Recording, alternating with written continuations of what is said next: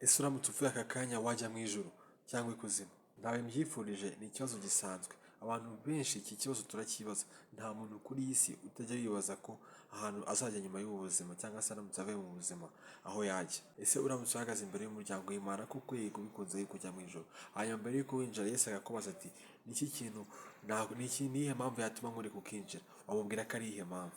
Ndetse nawe utekereza yuko wajya ikuzimu ufitiye amakuru meza. Uko byagenda kose umuntu wese utekereza yuko atazajya mu ijoro abona ari mubi, ari umunyabyaha, nyine adasa neza, nyine abona atejejwe, kuko ijambo ry'Imana rivuga ngo bose bakoze ibyaha ntibashikira ubwiza bw'Imana. Iyi si kuyibamo biragoye, twisanga twakoze ibibi tutabishaka, na Pawulo yarabivuze ngo gerageza gukora ibyiza, ibibi bikananga imbere. Bivuze ngo tugerageza gukora neza ariko tukisanga twakoze ibintu bibi, bityo tukumva nyine tubuze ibyiringiro, twiciraho iteka, ariko tukiciraho iteka tukavuga tukagenda kose n'ubundi ntabwo tuzabona ubwami bw'Imana, ntabwo tuzajya mu ijuru. Ariko mufitiye amakuru ameza ati Imana yarabibonye, ibona ko nyine tutabishoboye, ibona ko nyine turi abantu, turi abanyantege nkeya, yohereza umwana wayo w'ikinege Yesu Kristo.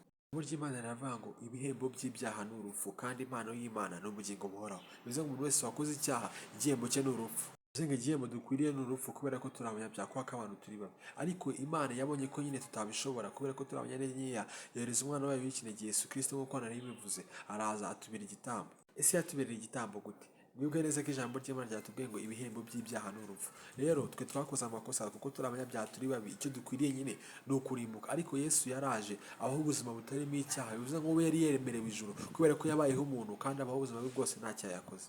Hanyuma sasa apfa ku musaraba. Niba yarapfuye ku musaraba azize ibyaha, yazize ibihe byaha ko nta cyaha yari yarakoze? Ibyaha rero yapfuye azira, cyangwa se ibyaha yapfiriye, ntabwo ari iby'uwundi uwo ari we wese, y'ibyanjye nawe, ni iby'umuntu wese uzamwizera. Kuvuga ngo igihano cyacu, igihano njye nawe dukwiriye kubera ko turi abanyabyaha, Yesu Kristo yaragifashe aba ari bucyishyura. Uramutse ugiye mu rukiko wakoze ibyaha bakagukatira imyaka runaka, akaza undi muntu akavuga iyo myaka y'uwo muntu mumukatiye aba ari njye muyihereza, nyimare mube mumureka agende, we uba usigaranye ubusa. Bivuze ngo ni uko niko Yesu yatugize bashya, atugira abakiranutsi, adukorera ibyaha byose binyuze mu kwizera yuko yari byo yadupfiriye, binyuze mu kwizera yuko ku musaraba ari byo yapfiriye.